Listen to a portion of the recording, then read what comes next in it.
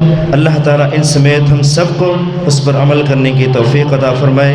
اب کو آپ کے سامنے بلا تاخیر دعوت دیتا ہوں فضیلت الشیخ علامہ سید سبطین شاہ صاحب نقوی حفظہ اللہ تعالی، وہ اپنے مخصوص انداز میں ہمیں واعظ و نصیحت کرتے ہیں۔ سید سبطین شاہ صاحب نقوی۔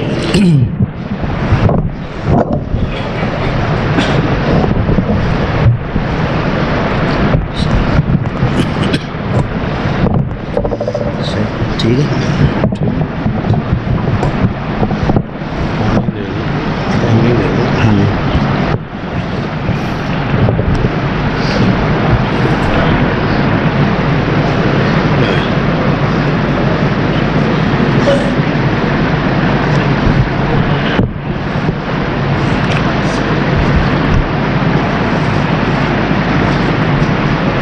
ان الحمد للہ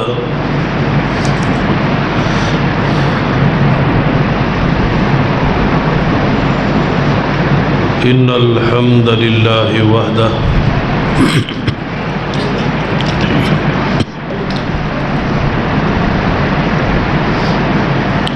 والصلاة والسلام علی من لا نبی بعدہ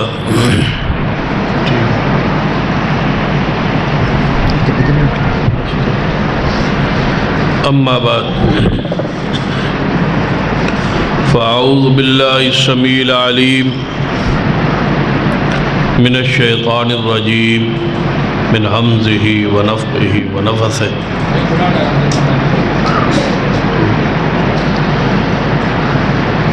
بسم اللہ الرحمن الرحیم۔ انا اعطیناک الکوثر فصل لربک وانحر ان شانئک هو الابتر۔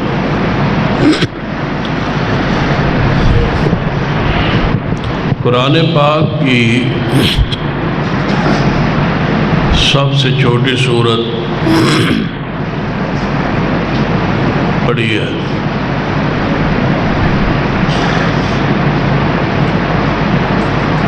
الفاظ اس کے تھوڑے ہیں، معنی اور مفہوم کے لحاظ سے بہت جامع ہے۔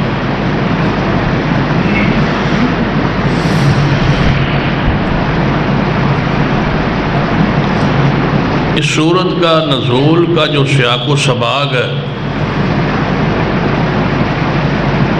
جس وقت یہ نازل ہوئی ماحول کیا تھا، حالات کیا تھے، نبی علیہ السلام کا بیٹا ابراہیم علیہ السلام 18 ماہ کی ان کی عمر پاک تھی، وہ فوت ہو۔ اس سے پہلے بھی آپ کے بیٹے قاسم اور عبداللہ، جسے طیب اور طاہر بھی کہا جاتا، آپ کے 3 بیٹے تھے، قاسم، طیب و طاہر، عبداللہ اور تیسرے ابراہیم۔ 4 بیٹیاں تھیں، 3 بیٹے تھے۔ بیٹیاں جوان ہوئی اور بیٹے بچپن میں فوت۔ اس کی وجہ اور علت بھی قرآن میں ہے، ما کان محمد ابا احد من رجالکم، تم میں سے کسی مرد کے باپ نہیں ہے محمد صلی اللہ علیہ وسلم۔ ان کے بچے بچپن میں ہی فوت ہو گئے۔ اس پر محدثین نے لکھا ہے کہ بچپن میں بچوں کا فوت ہونا، بیٹوں کا فوت ہونا، اس کی وجہ جو ہے کہ آپ کے بیٹے جوان ہوتے تو لوگ کہتے قاسم ایسے ہے جیسے محمد رسول اللہ صلی اللہ علیہ وسلم، ایسے چل رہا ہے، ایسے ہے جیسے ان کے باپ تھے۔ تو محدثین لکھتے ہیں کہ اللہ تعالیٰ اتنا بھی گوارا نہیں کرتا کہ محمد جیسا تو اس کی مخلوق میں ہے ہی کوئی نہیں صلی اللہ علیہ وسلم۔ اور دوسری وجہ جو علماء نے لکھی کہ داؤد علیہ السلام کا بیٹا سلیمان نبی بنا، اور ابراہیم کا بیٹا اسحاق نبی بنے، اسماعیل علیہ السلام نبی بنے، پھر اسحاق کے بیٹے یعقوب، یعقوب کے بیٹے یوسف، باپ کے بعد یہ بیٹا نبوت پہ آتا رہا۔ تو کوئی کافر یہ کہہ سکتا تھا کہ ہمارے یا فلاں نبی کا بیٹا نبی بنا، تمہارے نبی کی شان مقام کا یہ تقاضا تھا کہ تمہارے نبی کا بیٹا نبی بنتا۔ تو اللہ نے فرمایا ما کان محمد ابا احد من رجالکم ولکن رسول اللہ و خاتم النبیین، محبوب آپ کا آخری نبی ہونے کی وجہ سے آپ کی ختم نبوت کا عقیدہ اتنا اہم اور پیارا ہے کہ میں آپ کے دکھ کو اور غم دے سکتا ہوں، لیکن آپ کی ختم نبوت پر آنچ نہیں آنے دوں گا۔ آپ کے بیٹے بچپن میں فوت ہو جائے یہ گوارا ہے، آپ اس پہ غمگین ہوں تو گوارا ہے، آپ اس پہ دکھ ہو تو گوارا ہے، جب کچھ گوارا ہے، لیکن آپ کے بعد آپ کا بیٹا ہو اور وہ نبی نہ بنے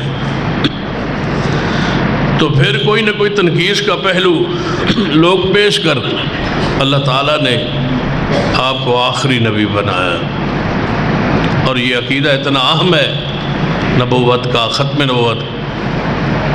اسی وجہ سے بیٹا جوان نہیں ہوا کہ رسول اللہ آخری نبی ہے، اور نبی علیہ الصلوۃ والسلام نے سب سے پہلے اللہ نے یہی عقیدہ لکھوایا ہے۔ آپ نے فرمایا بھی آدم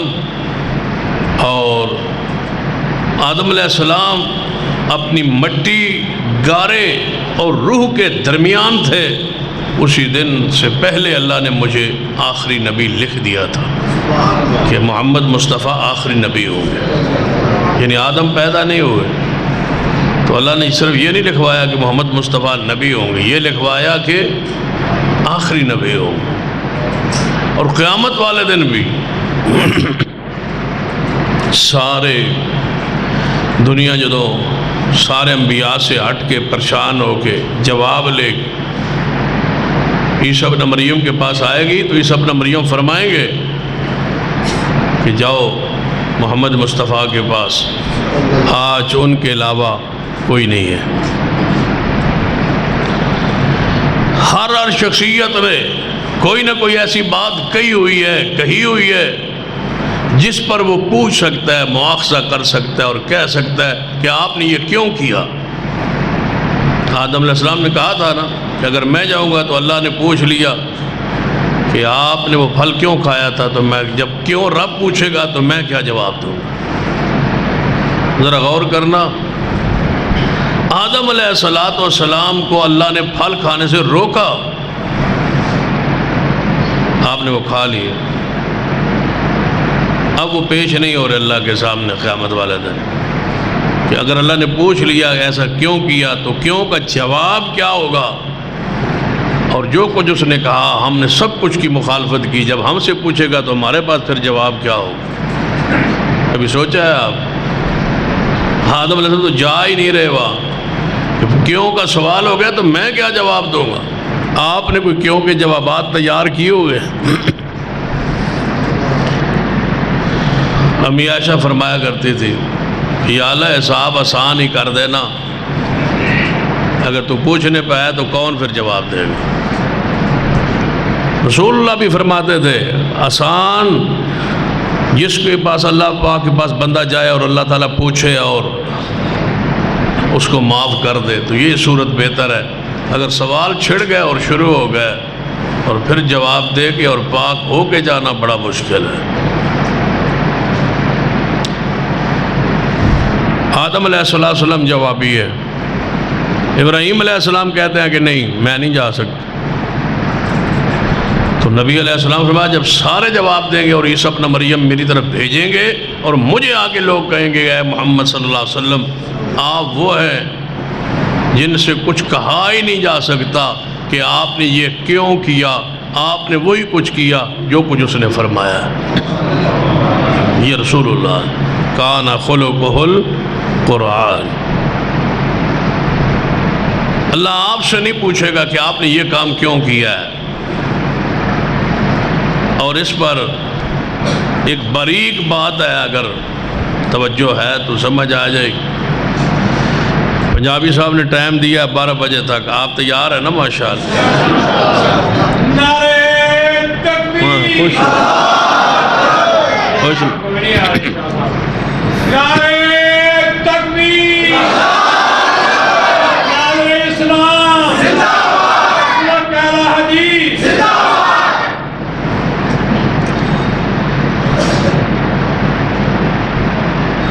قیامت کا دن بڑا مشکل ترین دن ہے. نبی رحمت صلی اللہ علیہ وسلم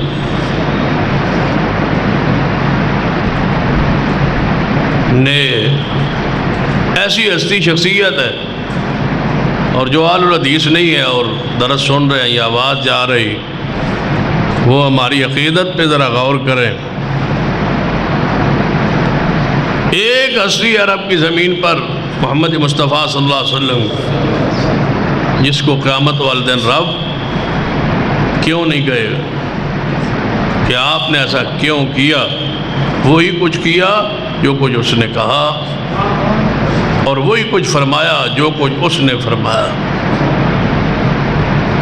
اور یہاں جو ایک باریک نکتہ لکھا ہے علماء نے، ذرا ان کی مطابقت رکھتا ہو. آپ فرمایا قیامت کا دن ہوگا تو میں دیکھوں گا کہ ابراہیم علیہ السلام کو لباس میں دیکھوں گا. ساری دنیا برہنہ ہوگی، میں ابراہیم علیہ السلام کو لباس میں دیکھوں گا. مجھے نہیں پتا کہ اللہ تعالیٰ نے ان کو مجھ سے بھی پہلے لباس پہنا دیا ہے. ساری دنیا بے ہوش ہوگی اس دن سوائے موسیٰ علیہ السلام کے. لگتا ہے جو دنیا میں وہ بے ہوش ہو گئے تھے جب رب نے تدار تجلی پہاڑ پہ ڈالی تھی کوہ طور پہ، تو شاید اس بے ہوشی کی وجہ سے اللہ نے قیامت والے دن ان کو ہر قسم کی بے ہوشی سے محفوظ فرما لیا. تو محدثین لکھتے ہیں دنیا میں ایک دفعہ حضور نے فرمایا کہ مجھ پہ شاید حرام ہے، تو رب نے کہا لما تحرم، آپ نے ایسا کیوں کیا؟ فرمایا جب ہر نبی سے میں نے کیوں کا سوال قیامت والے دن کرنا ہے، آپ کے ساتھ معاملہ دنیا میں بھی کر لیتے ہیں. آپ نے ایسا کیوں کیا؟ آپ نے ایسا کیوں کیا؟ قیامت والے دن کیوں نہیں ہوگا حضور سے؟ اور یہ بہت بڑا رتبہ ہے، بہت بڑی شان ہے حضور کی. اس پر جتنا آپ غور کریں گے اتنی شان مصطفیٰ کے ایک باریک پہلو آپ کو سمجھ آئے گا کہ وہ ایک ہستی ہے جس کو رب بھی نہیں کہے گا آپ نے ایسا کیوں کیا. فرماتے ہیں جب میرے پاس دنیا آئے گی تو میں کہوں مجھ سے دنیا پتہ کیا کہے گی؟ آپ وہ ہستی ہے جنہوں نے سب کچھ وہی کیا جو اللہ چاہتا تھا، جو اللہ کی مراد تھی، جو اللہ چاہتا تھا وہی کچھ کیا آپ نے. اور آپ کی یہ شان بھی ہے کہ آپ اللہ کے آخری نبی ہیں. تو اتنا عقیدہ آخرت کا آخری نبی ہونے کا عام ہے کہ سب سے پہلے لکھوایا بھی یہی گیا. جن آیات کی تلاوت فرما رہے تھے مولانا ناصر صاحب، ان آیات کی طرف یہی اشارہ ہے کہ نون والقلم وما یسطرون، قسم ہے قلم کی اور قسم ہے جو اس قلم نے لکھا. اور اس قلم نے لکھا ہی سب سے پہلے یہ ہے کہ محمد مصطفیٰ آخری نبی ہوں گے. یہی لکھا ہے. آسمان نہیں تھے، زمین نہیں تھی، پہاڑ نہیں تھے، کچھ نہیں تھا. فرشتے نہیں تھے، جنت جہنم کے یہ سارا تصور نہیں تھا، جنات نہیں تھے، کچھ نہیں تھا. جب کچھ نہیں تھا تو صرف تھا تو اللہ کی ذات تھی. تو اللہ نے سب سے پہلے اپنی مخلوق کو جب پیدا کرنے کا ارادہ فرمایا تو قلم کو بنایا. اقرأ بسم ربک الذی خلق خلق الانسان من علق اقرأ وربک. آگے کیا ہے؟ اس سے آگے پڑھیں. اقرأ بسم ربک الذی خلق خلق الانسان من علق اقرأ وربک الاکرم. وہ بابرکت ذات الذی علم بالقلم، نون والقلم، اللہ نے سب سے پہلے قلم کو بنایا. اول ما خلق اللہ القلم، قلم کو بنایا اور قلم کو فرمایا لکھ. لکھ. کتنا ہے وہ جلال والا اور کتنا ہے وہ علم والا، کتنا ہے وہ شان والا. قلم کو فرمایا لکھ. قلم بولی یا اللہ میں کیا لکھوں؟ خالق تو ہے اور مخلوق میں ہوں اور میرے سوا تو کچھ ہے ہی نہیں، لکھوں کیا؟ کیا لکھوں؟ نہ جنات ہے، نہ فرشتے ہیں، نہ سورج ہے، نہ چاند ہے، نہ آسمان ہے، نہ زمین ہے، کچھ تو ہے نہیں. یہ ہوا، یہ ساری چیز کچھ نہیں ہے، مخلوق ہے ہی نہیں، صرف قلم ہے. تو قلم کہتے ہیں یا اللہ میں کیا لکھوں؟ قلم تو نے کیا لکھنا ہے؟ فرمایا سب سے پہلے لکھ کہ میرا محمد آخری نبی ہوگا. یہ تو لکھنا، میرا ایک نبی ہوگا جس کا نام محمد ہوگا اور وہ آخری ہوگا. تبھی اللہ نے اشارہ کیا ہے قرآن میں نون والقلم وما یسطرون ما انت بنعمت ربک بمجنون وَإِنَّ لَكَ لَأَجْرًا غَيْرَ مَمْنُونٍ وَإِنَّكَ لَعَلَىٰ خُلُقٍ عَظِيمٍ.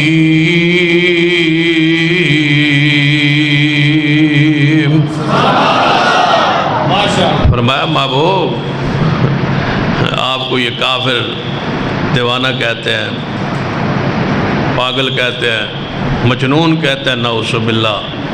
یہ کیسے ہو سکتا ہے کہ ہم آسمانوں پر کسی کا مجنون ہونا لکھے نہ اور وہ زمین پہ ہو جائے؟ ایسا نہیں ہو سکتا. وہی ہوتا ہے جو ہم نے لکھا ہے. تو میں قسم اٹھاتا ہوں اس قلم کی جس قلم نے تیری شان لکھی، تیرا مقام لکھا، مخلوق کے حالات و واقعات لکھے، جس نے مخلوق کی قسمتیں لکھی، جس نے مخلوق کے نصیبے لکھے. مجھے اس قلم کی قسم ہے ہم آسمانوں پر تجھے مجنون نہیں لکھوایا، ہم نے اسی دن لکھ دیا تھا وَإِنَّكَ لَعَلَىٰ خُلُقٍ عَظِيمٍ، کہ آپ تو خلق عظیم کے مالک ہیں. کبھی دیوانے بھی خلق وس کے ساتھ بولے ہیں. دیوانوں کو تو پتہ ہی نہیں ہوتا کہ کیا کہہ رہے ہیں، کیا بول رہے ہیں. آپ سے تو دنیا بولنے کے طریقے اور گر سیکھتی ہے. آپ کیسے دیوانے ہو سکتے ہیں؟ سارا زمانہ دیوانہ ہو سکتا ہے. محبوب قلم کی قسم ہے آپ دیوانے نہیں ہے. ہم نے لکھا یہ ہے کہ میرا محمد مجنون نہیں ہوگا، میرا محمد صاحب خلق عظیم ہوگا. رسول اللہ کی شان اور مقام. اِنَّا أَعْطَيْنَاكَ الْكَوْثَرَ. رسول اللہ کا بیٹا فوت ہو چکا ہے ابراہیم. کافروں نے شور کیا، برپا کیا، کہنے لگے وہ محمد مصطفیٰ کا بیٹا آخری اور جس پر امیدیں تھی کہ وہ جوان ہو رہا ہے وہ تو فوت ہو گیا. اب محمد مصطفیٰ صلی اللہ علیہ وسلم کا نام نعوذ باللہ ختم ہو جائے. بیٹا فوت ہو گیا. ادھر سے بیٹا فوت ہو، ادھر سے لوگ تانے مارے، قریش تانے مارے، کفار تانے مارے، یہود و نصارہ تانے مارے. ایک غم ہے اور دوسرا اوپر سے مخالفین جو ہیں وہ برا والا کہہ رہے ہیں اور مذاق کر رہے ہیں. محمد مصطفیٰ کا بیٹا فوت ہو گیا. اب نام گیا، کل گیا، پرسوں گیا. بیٹے کی وجہ سے نام زندہ رہتا ہے. اس محمد کا نام کیسے زندہ رہے گا؟ نعوذ باللہ نہیں زندہ رہ سکتا. ان کا ایک تصور تھا، خیال تھا. رسول اللہ پریشان ہے.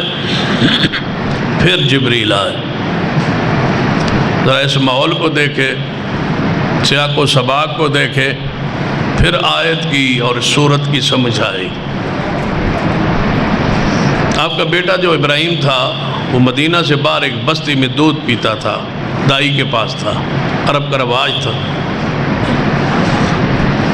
اور جس دائی کے پاس پیتا تھا وہ دودھ، اس کا شوہر بھٹی کا، لوہاروں کا کام کرتا تھا. بھٹی تونکتے تھے، وہ پرانے زمانے کی بھٹی. یہاں ایک بات سمجھانے لگا ہوں. اگر سمجھ آ جائے تو۔ نبی علیہ السلام کو اطلاع آئی کہ آپ کا بیٹا بیمار ہے۔ پھر بتایا بیٹا امانت ہو کسی کی تو اور احساس ہوتا ہے، پھر محمد مصطفیٰ کی امانت اور معاملات۔ حضور کو اطلاع ہے کہ آپ کا بیٹا جو ہمارے پاس دودھ پینے کے لیے، پرورش کے لیے آیا ہوا ہے، یہ بیٹا آپ کا بیمار ہے، ذرا آپ تشریف لائیں اور ان کی ماں کو بھی لیتے آئے۔ سیدہ ماریہ قبطی آپ کی ماں ہے، اور یہ مصر کی خاتون تھی اور شہزادی تھی، اور یہ حضور کے لیے بطور ہدیہ مصر کے بادشاہ نے بھیجی تھی، اور یہ فرعون کی نسل میں سے تھی۔ قبطیہ تب بھی کہا جاتا ہے اس کو۔ فرعون کا خاندان کون سا تھا؟ قبطی۔ دوسری قوم کون تھی؟ بنی اسرائیل۔ تو یہ قبطیہ ہے، یہ اس خاندان کی ہے۔ رسول اللہ صلی اللہ علیہ وسلم کے پاس یہ آئی تھی، 2 عورتیں تھیں۔ رسول اللہ صلی اللہ علیہ وسلم نے ان کے ساتھ اس کو اپنا نکاح کیا اور دوسرے ایک صحابی کے ہاں اس کا نکاح کرا، تو اللہ تعالیٰ نے اس کے بدن سے اولاد دی، یہ ابراہیم۔ اور یہ بھی بات آپ کے علم میں ہے کہ آپ کی باقی 6 جو اولادیں ہیں، 4 بیٹیاں اور 2 بیٹے، یہ سیدہ خدیجہ سے ہوئے، اور ایک بیٹا ابراہیم جو ہے یہ ماریہ رضی اللہ تعالیٰ عنہا۔ باقی کسی زوجہ محترمہ سے، ام المومنین سے آپ کی اولاد نہیں ہوئی۔ سیدہ ماریہ قبطیہ جو ہے یہ ساتھ ہے۔ جو ہی رسول اللہ جانے لگے اپنی زوجہ کو ساتھ لے کے اس بستی کی طرف، تو ایک صحابی نے جلدی سے اپنا گھوڑا لیا، گھوڑے کے اوپر کوئی چیز نہیں رکھی، اس پر سوار ہوا، اور ننگی وہ گھوڑے کی پیٹھ اس پہ سوار کے اس نے گھوڑا دوڑا دیا۔ سب سے پہلے نبی علیہ السلام سے پہلے پہنچ کے دروازہ کٹکھٹایا اس کا، وہ باہر آیا، کہنے لگا حضور کا بیٹا آپ کے گھر میں ہے نا، وہ بیمار ہے، تو رسول اللہ تشریف لا رہے ہیں۔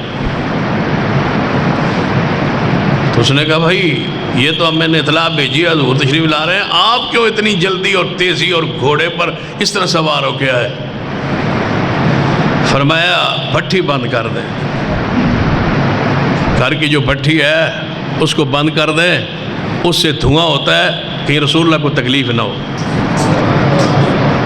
کمال صحابہ کی محبت ہے، ادب ہے، احترام ہے، اکرام ہے کہ حضور کو تکلیف نہ ہو۔ اتنی ساری تکلیف دے کے بھی رسول اللہ کو صحابہ برداشت نہیں کر پا رہے۔ کہاں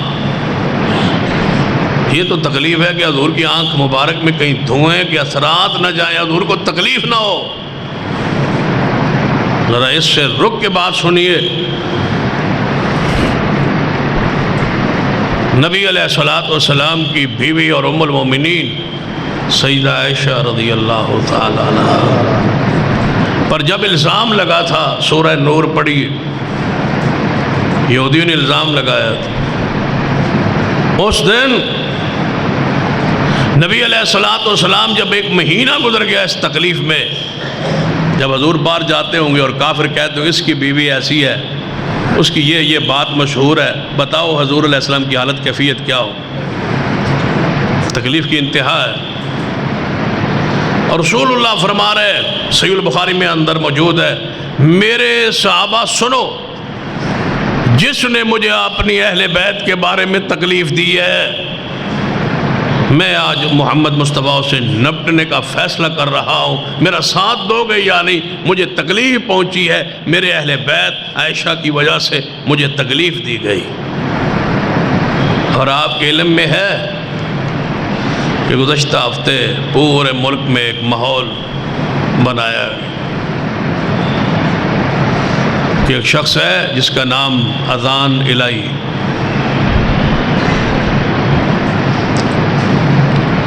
اس نے سیدنا علی رضی اللہ تعالی عنہ اور ان کی اولاد کی توہین کی۔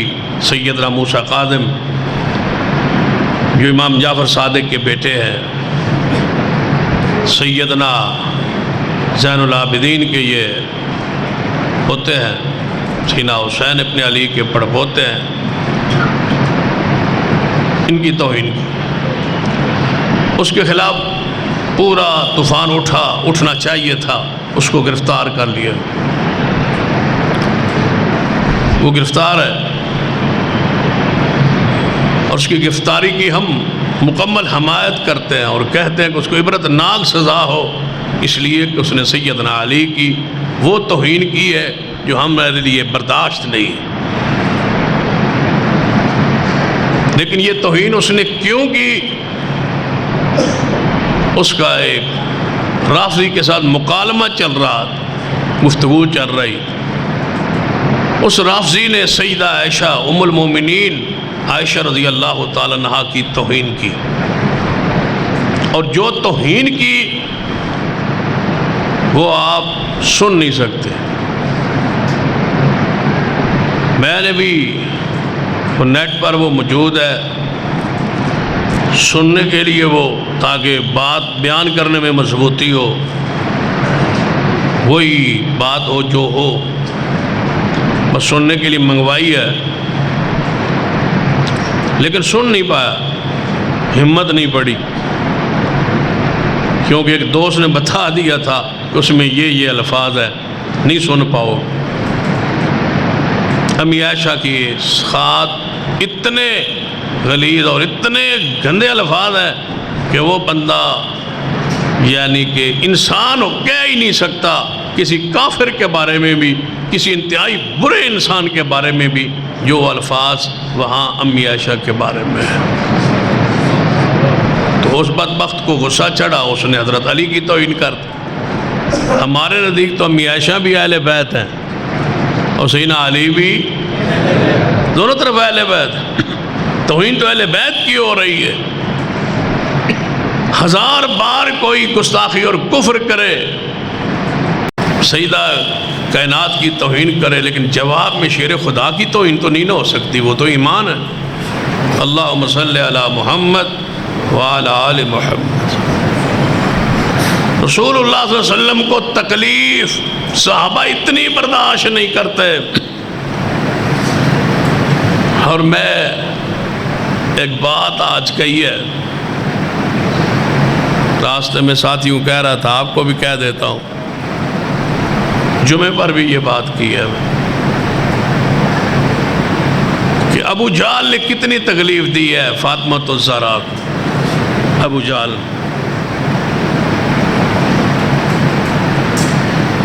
رسول اللہ کو کتنی تکلیف دی ہے۔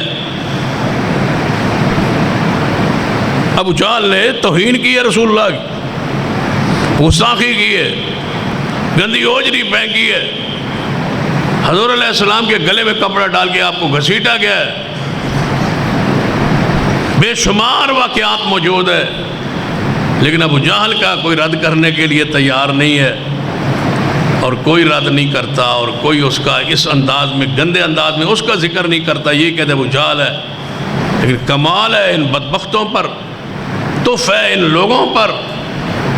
آپ کے علم میں آیا ہوگا کہ 3 دن پہلے خوشاب کے چوک میں، ضلع خوشاب، شہر خوشاب کے ایک چوک میں، سیدنا ابو بکر و عمر کے نام ایک بندے نے پیروں پہ لکھ کے کہا جو کرنا ہے کر لو۔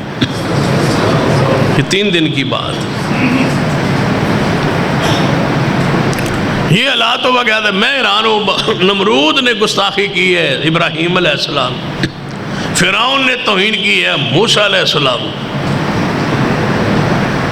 ابو جہل نے توہین کی ہے رسول اللہ کی، ابو لہب نے توہین کی ہے رسول اللہ کی۔ ان کے نام لکھ کے جوتے پہ لکھ کے اور ان کو رگڑو۔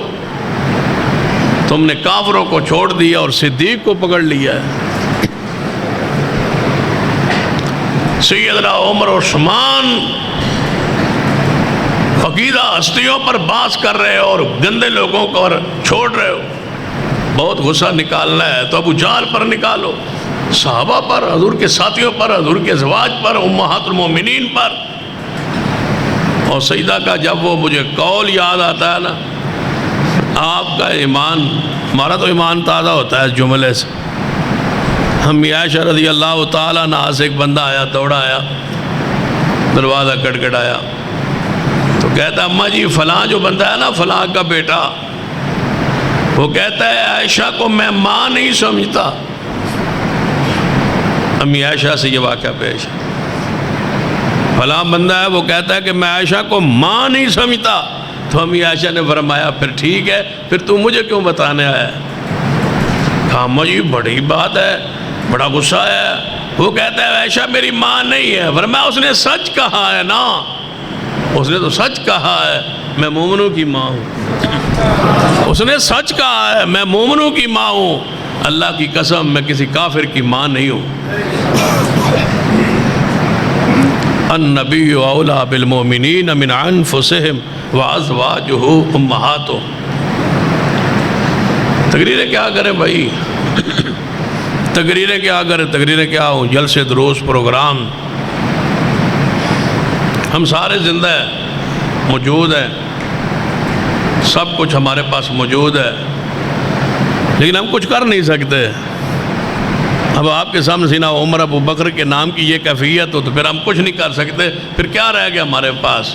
رسول اللہ نے فرمایا ایک وقت آئے گا تم جاؤ گے نا قبرستان کے پاس سے گزرو گے، تم کو کاش یہاں میری قبر ہو گئی ہوتی اور میں یہ فتنے نہ دیکھتا، میں مر گیا ہوتا۔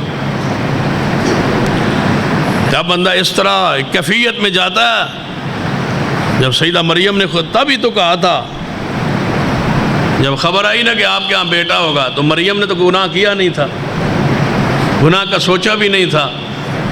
فرمایا قوم کے فیس کیسے کروں گی، بندوں کے پاس کیسے جاؤں گی، قوم کے پاس کیسے جاؤں گی، کیسے رہوں گی، کیسے زندہ رہوں گی؟ تو پھر کیا کہا تھا؟ یا لیتنی مت قبل ھذا وکنت نسیا منسیا، اے کاش میں مر گئی ہوتی۔ تو پھر یہی کہہ سکتے ہیں کاش مر گئے ہوتے، یہ دن دیکھنے نصیب نہ ہوتے کہ ہم زندہ ہیں اور صدیق اور سیدنا عمر سیدنا عثمان کے ناموں کے تقدس اور حرمت کو پامال کیا جائے۔ یہ ہماری کیفیت، نبی علیہ السلام کی ذات کی محبت اور عقیدت اور پیار۔ اللہ تعالیٰ نے نبی علیہ السلام نے تو کن کرلی کو چھپکلی کو مارنے کو حکم دیا ہے، اس کا قصور یہ ہے، اس کا جرم یہ ہے جو حضور نے بیان کیا کہ یہ ابراہیم چیخا میں تھے اور یہ پھونک مارتی تھی۔ یہ اتنے بدبخت کیڑا ہے جو نبی کو تکلیف دینے کا ارادہ کرے، وہ کیڑا بھی واجب القتل ہے۔ چہ جا کے انسان چھپکلی کو مارنا ثواب ہے، جو پہلی ضرب سے مارے 30 نے کیا ہے، جو پہلی ضرب سے نہ مار سکے 2 ضربوں سے مارے 20 نے کیا ہے، جو 3 ضربوں سے مارے اس کے لیے 10 نے کیا ہے۔ جتنا اس کو جلدی مارو گے اتنا ثواب ہے، اس لیے کہ یہ ابراہیم علیہ السلام کو تکلیف دینے کا ارادہ رکھتی تھی، حالانکہ اس کے پھونک سے چیخا میں آگ میں اضافہ نہیں ہوا، لیکن جس کے دل ناپاک ہو نبیوں کے بارے میں اللہ اس کیڑے کو بھی معاف نہیں کرتا۔ معمولی جرم ہے، یہ ماحول ہے۔ رسول اللہ صلی اللہ علیہ وسلم جا رہے آتے ہیں اصل بات کی طرف، نبی علیہ السلام پہنچے، انہوں نے بیٹا حضور کا اٹھا کے حضور کے ہاتھ میں دے دیا، یا رسول اللہ یہ ہے ابراہیم، اور یہ طبیعت اس کی انتہائی ناساز ہے۔ اللہ تعالیٰ کا امر بھی اسی انتظار میں تھا، جو ہی رسول اللہ نے اپنے ہاتھوں پہ اٹھایا روح پرواز ہو گئی، وہ سارے مغالطے دور ہو گئے کہ داتا کون ہے، حاجت روا کون ہے، مشکل کشا کون ہے، اور بگڑی بنانے والا کون ہے، اور مختار کل کون ہے۔ اللہ نے عین اس وقت ابراہیم کی روح پاک کو قبض کیا جب رسول اللہ کے ہاتھوں پہ تھا، اور صحابہ دیکھ رہے تھے، حضور نے ہاتھوں پہ اٹھایا ہوا ہے تاکہ دنیا کو پتہ چلے کہ اس کائنات کے اندر امر اور حکم رب کا ہے، رب کے علاوہ کسی کا امر نہیں چلتا۔ جب حضور علیہ السلام کے ہاتھوں پہ بیٹا فوت ہو رہا، فرمایا ابراہیم تیری موت نے محمد کو غمگین کر دیا ہے صلی اللہ علیہ وسلم۔ غم پہنچا نا حضور کو، پھر حضور کو غم پہنچے، جو ہی غم پہنچا پھر جبریل آئے، اِنَّا أَعْطَيْنَاكَ الْكَوْثَرَ، محبوب بیٹا لیا ہے تو اس میں بڑی حکمتیں ہیں، رب کہتا ہے لے لیا ہے تو اس میں بڑی حکمتیں ہیں، لیکن آپ ذرا سوچیں تو صحیح ہم نے دیا کیا ہے، آپ کیا کیا دیا ہے آپ؟ اِنَّا أَعْطَيْنَاكَ الْكَوْثَرَ، آپ کو ہم نے اتنی امت دی ہے. یہ معنی کرنے لگا ہوں جو محدثین نے معنی کیے وہ سارے معنی آپ کے سامنے رکھتا ہوں. انا اعطیناک الکوثر، ہم نے آپ کو کثیر امت دی ہے. اتنی امت ہے، آپ کا نام کیسے ختم ہو سکتا ہے؟ آپ کی امت اتنی ہے، اور تمہاری امت پوری دنیا میں ایسی پھیلے گی، کوئی لمحہ ایسا نہیں آئے گا جب تو آپ کی امت آپ پر درود نہیں بھیجے گی. اور سروے کرنے والوں سروے کی ہے کہ دنیا کے اندر کوئی ایسا لمحہ نہیں آتا جس لمحے رسول اللہ کا ذکر نہ ہو رہا ہو، درود نہ پڑھا جا رہا ہو، اذان پاک نہ پڑھی جا رہی ہو، کہیں نہ کہیں نماز نہ پڑھی جا رہی ہو. دنیا کے اللہ نظام ہی ایسا بنایا ہے کہ نماز دن ایسے پھرتا رہتا ہے، رات ایسی پھرتی رہتی ہے، اور اوقات بدلتے رہتے ہیں پوری دنیا پر. محمد مصطفیٰ کا نام بلند ہوتا رہتا ہے. یہ اللہ کا وعدہ ہے. أَلَمْ نَشْرَحْ لَكَ صَدْرَكَ وَوَضَعْنَا عَنْكَ وِزْرَكَ الَّذِي أَنْقَضَ ظَهْرَكَ وَرَفَعْنَا لَكَ ذِكْرَكَ. محبوب ہم آپ کے ذکر کو بلند کریں گے. اور محدثین اس کا معنی یہ کیا ہے کہ جہاں تک اللہ کا ذکر رہے گا وہاں تک محمد مصطفیٰ کے نام کو اللہ تعالیٰ اپنے نام کے ساتھ زندہ رکھے گا. یہ اللہ کا وعدہ ہے. اور اس پر ہمارے ایک استاد کا واقعہ ہے. وہ سفر کر رہے تھے، وہ انہوں نے درج کیا ہے، کسی کتاب میں پڑھا ہے میں نے یا کسی بزرگ سے سنا ہے، واللہ اعلم. پہاڑی کا سفر کر رہے تھے، دور دراز پہاڑیوں پر. آپ دیکھتے ہیں نا پہاڑی علاقے میں جائیں تو دور دور آبادیاں ہوتی ہیں، کوئی اس نکر پہ، کوئی اس پہاڑی پہ، کوئی نہ کوئی مکان ہوتا ہے. ہم تو پریشان ہو جاتے ہیں، پتہ نہیں یہ لوگ یہاں جاتے کیسے ہیں، آتے کیسے. توجہ ہے باشا. تو وہ تبلیغ کے لیے جا رہے تھے. جب تبلیغ کے لیے وہ سفر کیا، پہاڑی کا علاقہ تھا اور پرانا دور تھا، سواریاں تو تھی نہیں، پھر پہاڑی علاقہ تھا. وہ جا رہے تو شاگرد نے پوچھ لیا، استاد جی یہ تک دیکھو نا، وہ اس مکان پر بھی کھمبا لگا ہوا ہے اور اس مکان پر بھی کھمبا لگا ہوا ہے، وہ اس پہاڑی پر بھی کھمبا لگا ہوا ہے، یہ کھمبے یہاں کیسے پہنچے؟ وہ حیران ہو رہا تھا. بس استاد نے بڑی کمال، کھمبا چھوڑ یار، کھمبا کہاں ہے، ایسے کہاں پہنچا، اس کو چھوڑ، اس کو یاد کر اور اس کی فکر کر اور اس پر اللہ کا شکر ادا کر اور اس پر حیران ہو کہ وہاں یہاں جس ہم تبلیغ کے لیے یہاں جا رہے ہیں کہ اللہ نے وہاں رسول اللہ کا نام کیسے پہنچا دیا ہے، حضور کا دین یہاں کیسے پہنچ گیا، اس پہ غور کر. یہ اللہ کا وعدہ ہے رسول اللہ سے. فرمایا محبوب ایک بیٹا لیا ہے نا تو آپ پریشان ہیں، غمگین ہیں، دیا کیا ہے؟ ذرا عنایات پہ غور کرو. جب کوئی نقصان ہو نا تو نقصان پہ غور کرنے سے پہلے جو کچھ ہے اس پر غور کیا کرو. اِنَّ لِلَّهِ مَا أَخَذَ وَلَهُ مَا أَخَذَ وَلَهُ مَا آتَى. جو لیا ہے وہ اس کا ہے، جو دیا ہوا ہے وہ تھوڑا ہے، وہ اس سے کہیں زیادہ ہے.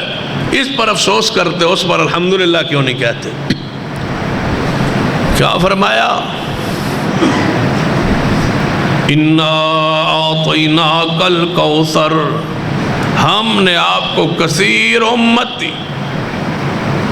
اِنَّا أَعْطَيْنَاكَ الْكَوْثَرَ، ہم نے آپ کو قرآن دیا.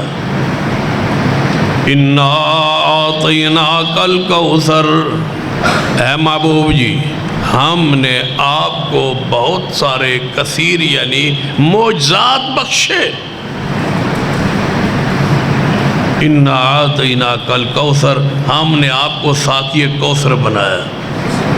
آپ تو یہاں قیامت والے دن ایک ہی حوض ہوگا اور وہ آپ کا ہی ہوگا، اس حوض پہ بھی آپ ہوں گے. اور ایک حدیث میں ہے جب میں حوض پہ بیٹھا ہوں گا نا میرے ساتھ ابو بکر و عمر ہوں گے. میرے ساتھ کون بیٹھے ہوں گے؟ ابو بکر و عمر. میں انہیں بھر بھر کے دیتا رہوں گا، یہ آگے پلاتے رہیں. ابو بکر عمر میرے ساتھ ہوں گے. کسی اور کا ذکر نہیں کیا. اور صحابہ 1.25 لاکھ تھے. حضور نے فرمایا میرے ساتھ ابو بکر و عمر ساتھ ساتھ ہوں گے، میں ان کو بھر بھر کے دوں گا اور یہ آگے دیں گے. ابو بکر و عمر میرے ساتھ ساتھ ہوں گے. رسول اللہ سمجھانا چاہتے ہیں کہ اگر حوض پہ پانی پینا چاہتے ہو تو پھر ہاتھ ابو بکر اور عمر کا ہوگا، میرے ساتھ ہوں گے. ان پر ایمان رکھ کے آنا، ان کی توہین کر کے بدمعاش ہو نہ، ان کی توہین کی وجہ سے کہیں میرے حوض سے ہٹا دیے جاؤ گے. حوض کوثر پہ میرے ساتھ ابو بکر و عمر ہوں گے. اور عثمان کے بارے میں الگ فرمایا. جب رسول اللہ صلی اللہ علیہ وسلم وہ پانی کنویں کا عثمان نے خریدا تھا، کنویں کو خریدا تھا اور وقف کر دیا تھا. بڑا اچھا کاروبار تھا. یہودی پانی بیچتے تھے، ان کا کاروبار تھا، پانی بیچتے تھے.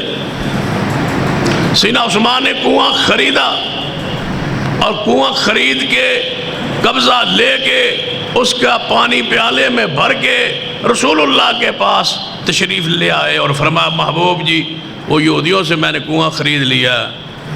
فرمایا ٹھیک ہے، پھر اچھا کاروبار آپ نے سنبھال لیا ہے تو اچھا کاروبار منافع بخش ہے کہ آپ پانی بیچیں گے. فرمایا محبوب جی نہیں، میں سارے کنویں کو اللہ کے لیے وقف کرتا ہوں، سارے پئیں.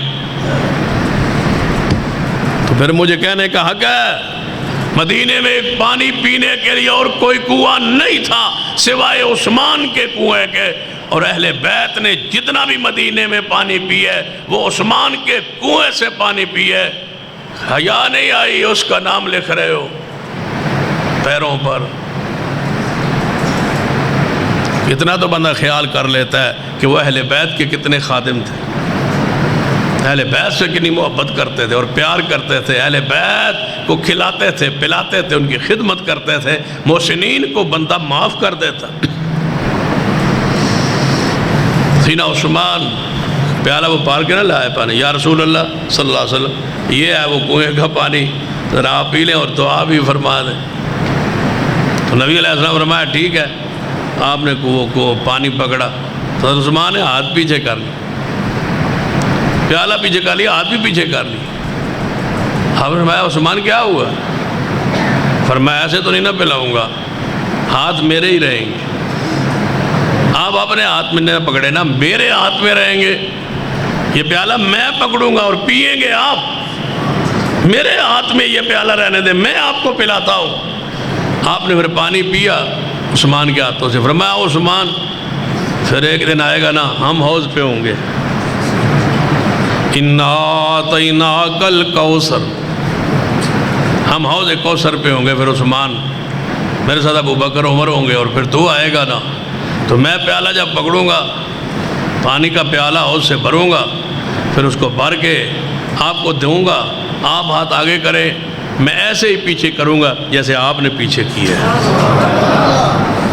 میں نے پھر نہیں پلانا، میں نے کہنا ہے عثمان نہیں، بدلے کا پھر اچھا بدلہ ہوتا ہے نا، احسان کا بدلہ احسان ہوتا ہے نا. اس دن تو نے ہاتھ پیچھے کیا، آج میں ہاتھ پیچھے کروں گا. اس دن ہاتھ میرے ہوں گے عثمان، لب تیرے ہوں گے. پھر تو پانی پئیں گا میرے ہاتھ سے. پھر حوض، پھر ایک اور بڑا یہاں پیارا ایک اور روایت ہے، وہ بھی ذرا سن لیں. رسول اللہ فرماتے ہیں پھر ایک گروہ میں دیکھوں گا آئے گا، ان کی قیادت معاذ بن جبل کے پاس ہو رضی اللہ تعالی. رسول اللہ کی امت صحابہ میں بہت بڑے فقیہ تھے، بہت بڑے عالم تھے. معاذ بن جبل، سارے علماء کی قیادت معاذ بن جبل کے ہاتھ میں قیامت والے دن ہوگی. سارے علماء معاذ بن جبل کے پیچھے ہوں گے. آگے آگے رسول اللہ نے فرمایا پھر جب میں حوض پہ بیٹھا ہوں گا اور میرے پاس جب علماء آئیں گے نا، علماء مارے کھانے والے، تکلیفیں کھانے والے، پریشانی دینے والے، اور اس صحبتوں پہ پریشان نہ ہوا. ہم سارے وہ کہہ رہے ہیں نا کہ حافظ ابتسام الہی ظہیر صاحب کی ذات کو اساس بنا دیا گیا ہے. وہ جماعت کے محسن بھی ہیں، عظیم لیڈر بھی ہے، خدمات بھی ہے. تو سارے یہ کہہ رہے ہیں ہم کہ ان کا ہم تحفظ کریں گے، ان کو آنچ نہیں آنے دیں گے، ان کو ان کے خلاف جھوٹا پروپیگنڈا جاری ہے. جو جذبات آپ کے ہیں وہی جذبات میرے ہیں، لیکن ساتھ ساتھ ایک بات کہنا چاہتا ہوں. وہ یہ چاہتے تھے کہ امی عائشہ رضی اللہ تعالیٰ کی اتنی توہین کر لینے کے بعد اگر یہ توہین منظر عام پر آ گئی تو آگ لگ جائے گی، حالات خراب ہو جائیں گے. کیوں نہ اس بندے کو گرفتار کروا کے جس نے سیدنا علی کی توہین کی ہے اور ان کو اپنے علماء کے خلاف اتنی ہم طوفان بدتمیزی برپا کرے کہ وہ گستاخی پیچھے چلے جائے اور یہ اپنے علماء کے دفاع کے لیے آگے کھڑے ہوں، یہ ریلی نہ نکال سکے، احتجاج نہ کر سکے. یہ ایک سازش تھی. امی عائشہ رضی اللہ تعالیٰ کی اتنی شدید گستاخی کی گئی جس کو منظر عام پہ نہیں آنے دیا جا رہا اور اس گستاخ کو گرفتار نہیں کیا جا رہا، اس کا ذکر ہی نہیں ہے. ہم ہے کہ ابتسام صاحب کے بچانے کے لیے ہم بھی کھڑے ہوں. یاد رکھی، حافظ ابتسام جیسے 1,00,000 ہوں اور میرے جیسے کروڑوں ہوں، امی عائشہ کی عزت اور حرمت پہ قربان ہو سکتے ہیں. جتنی ماں کی شان عزیز ہے اتنی کسی کی ذات عزیز ہمیں نہیں ہے. ہمارے قائد ملت بھی صحابہ کی عزت، عظمت اور ناموس پر شہید ہوئے. ہمیں اپنی شہادتیں گوارا ہے، لیکن صحابہ اکرام اور آل رسول کی توہین برداشت نہیں ہے. یہ ممکن ہی نہیں، ایسا ہو ہی نہیں سکتا. اس پر اس وقت ملک میں ایک ہی مؤثر آواز مذہبی جماعت مرکزی جمعیت اہل حدیث کی رہ گئی ہے، جس آواز کو دبانا چاہتے ہیں لوگ. باقی ساری آوازیں بند ہو گئی، خاموش ہو گئی، چپ کر گئی، اندر کھاتے چلی گئی، روک دی گئی، پابندی کر دی گئی اور ان پر کوئی کا قلعدم قرار دے دیا گیا. کوئی مذہبی آواز مضبوط نہیں رہنے دی گئی. ایک جماعت اس وقت جو مضبوط آواز کے طور پر رہ گئی ہے، اس کے خلاف سازش عالمی جاری ہے کہ اس آواز کو بھی بند کر دیا جائے تاکہ جو ہم کرتے رہیں وہ کرتے رہیں، کوئی روکنے والا نہ ہو. لیکن انشاءاللہ ایسا وقت نہیں آئے گا. ہم اپنے جماعت کے تحفظ کے ساتھ ساتھ سب سے مقدم جو ہمیں تحفظ ہے وہ آل رسول اہل بیت کا اور صحابہ کرام رضوان اللہ علیہ مجمعین کا. نعرہ تکبیر، مرکزی جمعیت اہل الدین پاکستان، ناظر اسلام شاہ صاحب، عظمت صحابہ، مرکزی جمعیت اہل حدیث پاکستان، شان صحابہ، شان صحابہ. اِنَّا أَعْطَيْنَاكَ الْكَوْثَرَ. رسول رحمت صلی اللہ علیہ وسلم نے فرمایا میں ہاؤس پہ بیٹھا ہوں گا، میری امت کا ایک گروہ آئے. جب آئے گا تو وہ پیالے ہمارے ہاتھوں میں ہوں گے، ہم بھر بھر کے دے رہے ہوں گے. جب وہ گروہ آئے گا تو ہم پیالے رکھ دیں گے. میں اس گروہ کو آنے دو. یا رسول اللہ یہ کون سا گروہ ہے؟ فرمایا یہ میری امت کے علماء ہے جو ہمارے آنے کے بعد تکلیفیں برداشت کرتے رہے، جن نے امانت کے ساتھ دین کو آگے پہنچایا. المعجم الکبیر لطبرانی کی وہ حدیث سے نرم میں رکھو. رسول اللہ نے فرمایا کہ وقت آئے گا میری حدیث پر عمل مشکل ہو جائے گا. جو اور آگ کا انگارہ جس طرح ہاتھ پہ رکھنا مشکل ہوتا ہے، اس طرح مشکل ہوگا جو اس مشکل وقت میں میرے دین کو سنبھال کے رکھے. میں محمد بشارت دیتا ہوں اللہ اس کو میرے 50 صحابہ کے برابر ثواب عطا کرے. یہ سنت کو، یہ حدیث کو اپنے سینے سے لگائے رکھی. مشکل ترین وقت آ جائے اور اس سے وقت اور مشکل کیا ہوگا. سنت پر قائم رہیے، دین پر قائم رہیے، توحید پر قائم رہیے، شریعت پر قائم رہیے. قربانیوں کے ایام، قربانی کے ایام ہے. میں بڑے کھلے الفاظ میں کہتا ہوں، کہاں ہیں وہ لوگ جو 11 مہینے جانور غیر اللہ کے نام پہ ذبح کرتے رہے اور قوم سے کرواتے رہے؟ مجھے بتلاؤ. قربانی کا یہی تو پیغام ہے کہ جانور جب بھی ذبح کرنا ہے تو کس کے نام پر؟ اللہ. آج کہاں ہے وہ جو قبروں کے نام پہ ذبح کرواتے تھے، بزرگوں کے نام پہ ذبح کرواتے تھے؟ 11 مہینے قوم سے وہ صدقہ وہ قبریں وہ نام پہ لے لے کے بکرے کھاتے رہے. آج مجھے بتایا جائے قربانی کا یہی پیغام ہے. سال کے بعد یہ ایام آتے ہیں کہ قربانی آپ کریں اور دنیا کو پیغام دیں یہ مالی عبادت بھی کس کے نام کی ہے؟ اللہ کے نام کی، اور کسی کے نام کی یہ عبادت نہیں ہے. اسی لیے صحیح مسلم کی شرح مسلم میں امام نووی رحمۃ اللہ نے یہ بات لکھی ہے. بات تھوڑی سی بھاری ہے، وزنی ہے، سخت ہے، لیکن ہے حقیقت. امام نووی رحمۃ اللہ علیہ لکھتے ہیں شرح مسلم میں کہ جو شخص غیر اللہ کے نام پر یا غیر اللہ کی رضا کے لیے جانور ذبح کرتا ہے، اگر وہ پہلے مسلمان تھا تو جب وہ جانور ذبح کرے گا اس کے بعد وہ مسلمان نہیں رہے گا، وہ مرتدین میں شامل ہو جائے. اس نے لا الہ الا اللہ کی نفی کر دی ہے، اس نے غیر اللہ کی عبادت کی ہے، اور معبود کون ہے؟ اللہ. کوئی ہے جو ہماری بات پہ آواز پہ لبیک کہے اور سوچے اور سمجھے اور ہماری بات پہ غور کرے؟ آج مجھے بتایا جائے جب حجاج کرام دعا کرے اللہ بیت اللہ کے راستوں کو آسان کر دے، راستوں کو کھول دے، ہماری حاضری کو وہاں قبول فرمائے، ہماری مالی اور راستے کی جتنی مشکلات ہیں اللہ اس کو دور فرما دے. سکھتے تو ہوں گے پنجابی صاحب، پریشان تو ہوتے ہوں گے جب بیت اللہ میں جانے پر پابندی ہوگی. وہ تڑپتا تو ہے نا بندے کا دل، سکڑتا تو ہے، تڑپتا تو ہے بندہ. اور قرآن کی فضاحت پہ قربان جائیں. وَلِلَّهِ عَلَى النَّاسِ حِجُّ الْبَيْتِ مَنِ اسْتَطَاعَ إِلَيْهِ سَبِيلًا. قرآن اس وقت کہا تھا حج اس پر فرض ہے جس کے لیے راستے کھلے ہو. قرآن کی فضاحت کیا ہے، بلاغت کیا ہے. تو میں کہا کرتا ہوں جب سارے حجاج میقات پر آپ پہنچ رہے ہیں پورے عرب سے اور عرب ممالک سے اور عرب کی ریاستوں سے جب پہنچ رہے ہیں تو سارے کیا کہہ رہے ہیں؟ لبیک اللہم لبیک. مجھے بتلایا جائے جب ہم کہتے تھے کہ لبیک اللہم لبیک ہی دین ہے، یہی حدیث ہے، یہی دین ہے، یہی شریعت ہے، آج مجھے بتلائیں کہ وہ کہاں ہے غیر اللہ کے نام کے نعرے لگانے والے؟ لبیک اللہم لبیک. آج پوری امت یہ کہہ رہی ہے عقیدہ وہی حق ہے جس عقیدے کی ہم حمایت کر رہے تھے، بتلا رہے تھے مشکل ترین حالات میں کہ اللہ بیک اللہم لبیک ہے. لبیک کے ساتھ اور یہ مقام کسی اور کو حاصل نہیں. یہ شان اس کی ہے، یہ مقام اس کا ہے. رسول اللہ نے فرمایا جب میری امت کے وہ علماء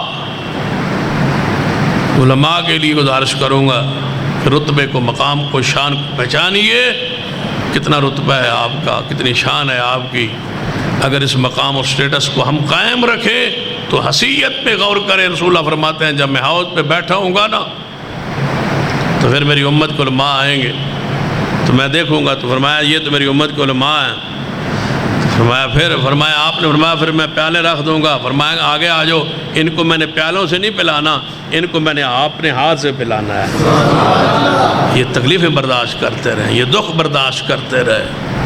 اِنَّا أَعْطَيْنَاكَ الْكَوْثَرَ.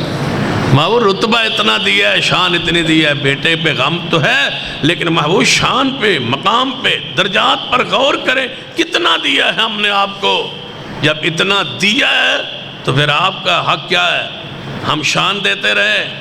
وَالضُّحَىٰ وَاللَّيْلِ إِذَا سَجَىٰ مَا وَدَّعَكَ رَبُّكَ وَمَا قَلَىٰ وَلَلْآخِرَةُ خَيْرٌ لَكَ مِنَ الْأُولَىٰ وَلَسَوْفَ يُعْطِيكَ رَبُّكَ فَتَرْضَىٰ. اے محبوب ابھی اس پر انتہا نہیں ہوئی، اتنا دیتے رہیں گے، اتنا دیتے رہیں گے. وَلَسَوْفَ يُعْطِيكَ رَبُّكَ فَتَرْضَىٰ. اتنا کچھ عطا کریں گے کہ آپ راضی ہو جائیں گے، دنیا میں بھی اور آخرت میں بھی. اتنا عطا کریں گے راضی ہو جائیں گے. لہذا یہ ہماری طرف سے عنایت ہے. اِنَّا أَعْطَيْنَاكَ الْكَوْثَرَ. ہم نے آپ کو کثیر امت بخشی ہے، کثیر معجزات قرآن عطا کیا ہے، اتنی ساری امت دی ہے، ساقی کوثر بنایا ہے. آپ اتنا رتبہ شان بخشی ہے میرے محبوب. آپ کی ذمہ داری ہے جتنی شان مل جائے، مقام مل جائے، فَصَلِّ لِرَبِّكَ وَانْحَرْ. نماز پڑھتے رہنا، قربانی دیتے رہنا. قربانی آپ دیتے رہے، شان ہم بلند کرتے رہے. نماز اور قربانی اس کو نہیں چھوڑنا. نماز اور قربانی کو نہیں چھوڑنا محبوب، درجات کی بلندی کا یہ تقاضا ہے کہ آپ نماز پڑھیں، آپ کی ڈیوٹی نماز کی ہے، ہماری ذمہ داری تمہارے مقام کو بلند کرنا، ہم نے کیا ہے اور کریں گے، لیکن فصل شرط یہ ہے کہ آپ نے کیا کرنا ہے، نماز کو نہیں چھوڑنا، نماز پڑھتے رہنا۔ اب جو قربانیاں آ رہی ہیں وہ نماز کے بغیر جو قربانیاں ہیں، تو پھر وہ کیا قربانیاں ہیں؟ جو غیر اللہ کی نظر و نیازیں 11 مہینے دیتے رہے، ان کی کیا قربانی ہے؟ اور 10 ذی الحج کو یوم النحر قربانی والے دن کو بھی 11ویں دیتے ہیں، دن کو قربانی اور شام کو 10 ذی الحج کو رات 11ویں ہوتی ہے، رات کو 11ویں اور صبح قربانی۔ یہ قربانی کوئی مذاق نہیں ہے، عبادت ہے، اور یہ عبادت کرنے سے پہلے اللہ نے طریقہ ہی یہ بتایا رسول اللہ نے کہ جب جانور کے پاس جاؤ ذبح کے لیے تو پہلے اعلان کرو، قربانی کرو نہیں، چھری پھیرو، فرمایا نہیں، پہلے اعلان کرو، انی وجہت وجہی للذی فطر السماوات والارض حنیفا وما انا من المشرکین، کہ میں مشرک نہیں ہوں، میں غیر اللہ کے نام پہ جانور ذبح کرنے والا نہیں ہوں، میں مشرک نہیں ہوں، میں یکسو ہوں، میں حنیفہ، میں ابراہیم کی ملت پر، مذہب پر، دین پر ہوں، میں حنیفی ہوں، میرا مشرکین سے کوئی تعلق نہیں ہے، میں شرک نہیں کرتا۔ پھر پڑھیے قُلْ إِنَّ صَلَاتِي وَنُسُكِي وَمَحْيَايَ وَمَمَاتِي لِلَّهِ رَبِّ الْعَالَمِينَ لَا شَرِيكَ لَهُ وَبِذَلِكَ أُمِرْتُ وَأَنَا أَوَّلُ الْمُسْلِمِينَ۔ اقرار کرنا ہے کہ میں شرک نہیں کرتا، میں مشرکوں میں سے نہیں ہوں، پھر جا کے قربانی کرنی ہے۔ قربانی سے پہلے اقرار کہ میں مشرک نہیں، میں شرک نہیں کرتا، اور مشرکوں سے میں محبت بھی نہیں کرتا۔ دو چیزیں، ہمیں یہ عقیدہ پڑھایا ہی نہیں گیا، سمجھایا ہی نہیں گیا۔ الولاء والبراء کی عقیدہ ہے، اور عقیدے کا مسئلہ ہے کہ اہل شرک سے نفرت، بیزاری، دوری، اور ان کی مذہبی رسومات سے لا تعلقی، یہ فرض ہے، تب جا کے قربانی قبول ہو۔ میں شرک کرتا بھی نہیں اور مشرکوں سے محبت بھی نہیں کرتا۔ وما انا من المشرکین، میں مشرکوں میں سے نہیں ہوں۔ کون ہے یہاں مشرک؟ قربانی ذبح ہو رہی ہے، جانور ذبح ہو رہا ہے، یہاں کہنے کی ضرورت کیا تھی کہ میں مشرکین میں سے نہیں ہوں؟ شرک کیا ہے؟ غیر اللہ کے نام پر جانور ذبح کرنا یا غیر اللہ کے لیے ذبح کرنا، یہ شرک اکبر ہے، اور جب تک اس سے برات نہ ہو اس وقت تک قربانی قبول نہیں ہوتی۔ جس طرح آج میں اللہ کے لیے کر رہا ہوں، میں ہمیشہ جب بھی قربانی کروں گا کس کے لیے؟ اللہ کی نظر، اللہ کے لیے نیاز، اللہ کے لیے۔ التحیات للہ والصلوات للہ والطیبات للہ، میری قولی، مالی، بدنی عبادت کس کے لیے؟ اللہ کے لیے۔ عبادت ہے قربانی، مذاق نہیں ہے کہ جانور ذبح کرے۔ انما الاعمال بالنیات، اگر گوشت کی نیت ہے تو قربانی نہیں ہے۔ قربانی بتلانا ہے، دکھلانا ہے، اعلانیہ کرنی ہے، چوکوں چوراہوں میں کرنی ہے، عیدگاہ میں کرنی ہے۔ حدیث میں آتا ہے رسول اللہ صلی اللہ علیہ وسلم عیدگاہ میں لے جاتے تھے 60 اونٹ، عیدگاہ میں 60، نبی علیہ السلام اپنے ہاتھ سے ذبح کر رہے۔ صحابہ فرماتے ہیں ہم نے بڑا عجیب منظر دیکھا، اونٹ کھڑے تھے لائن میں، سب کو ذبح کرنا تھا۔ جب حضور نار کرتے نا، ایک کو مارتے چھرا، تو دوسرا جو تھا نا وہ اونٹ، وہ انتظار کر رہا ہوتا کہ میرا کب نمبر آتا ہے حضور کے لیے۔ وہ گر جاتا تو دوسرا اونٹ آگے ہوتا، یہاں تو پکڑ کے باندھ کے لے آتا ہے نا حضور کے لیے، آپ ہی آگے بڑھتا، دوسرا اونٹ، تیسرا اونٹ۔ اور جب میں نے اس روایت کو پڑھا تو مجھے عجیب منظر نظر آیا کہ اونٹ چاہتے تھے حضور کے ہاتھوں چھری بھی لگ جائے تو یہ بھی باعث برکت ہی ہے، رحمت ہی ہے۔ حضور کے ہاتھوں تو آ رہے ہیں نا، خود لائن لگی ہوئی ہے اونٹوں۔ پھر رسول اللہ نے بھی پیار کی انتہا کی، جب سب کو ذبح کر لیا نا تو رسول اللہ نے فرمایا سب کا گوشت تھوڑا تھوڑا لاؤ نا، سب کا گوشت لاؤ۔ رسول اللہ کہہ رہے ہیں ساروں کا لاؤ نہ، تھوڑا تھوڑا سب کا لا کے پکاؤ اور شوربہ بناؤ تاکہ رسول اللہ سارے اونٹوں کے گوشت کا کچھ حصہ حضور کھا لیں۔ کئیوں نوں وڈا گوشت جڑا وہ نقصان دیندا ہے نا، وہ آدھے ایسا نہیں کرنا جی ایسا وڈا نہیں آتا، وڈا غریبہ کانٹ تک کیتا ہوئی تقسیم تے نکا اپنے کانٹ کیتا ہے، مٹن آپ کہتے ہیں بڑا تقسیم کرتے ہیں۔ قرآن کہتا ہے فَقُلُوا مِنْهَا، جو قربانی کرو اس کو میں سے کھاؤ۔ اس حدیث سے علماء نے یہ لکھا ہے کہ اپنی جانور قربانی کا جو کیا ہے اس میں سے کچھ نہ کچھ گوشت کھانا تبرک کے لیے، برکت کے لیے، یہ سنت ہے، قرآن کی آیت کا یہ تقاضا ہے۔ اگر برکت کے لیے، تبرک کے لیے کھاؤ گے تو جو چھوٹا بڑا گوشت نہیں کھا سکتا اللہ اس کو بیماری سے محفوظ رکھے گا اگر محمد مصطفیٰ کی سنت سمجھ کے کھا لے گا۔ رسول اللہ سارے اونٹوں، اگر گوشت ہی کھانا مقصود ہوتا تو ایک اونٹ کا کافی تھا نا، ایک اونٹ سے 2 کلو 4 کلو 10 کلو بندہ پکا لیتا ہے۔ جب حضور نے سب کا کچھ نہ کچھ حصہ لیا تو سمجھانا کیا چاہتے ہیں کہ سب کے جانوروں کا کچھ نہ کچھ حصہ گوشت کھانا یہ رسول اللہ کی سنت ہے۔ اس پر جتنی آگے لمبی بات کی جائے تو ہو سکتی ہے۔ اقول قولی ھذا واستغفر اللہ لی ولکم ولسائر المسلمین وآخر دعوانا الحمدللہ رب العالمین۔ نماز کا وقت بھی ہے، کھانا بھی آپ کا آ گیا ہے۔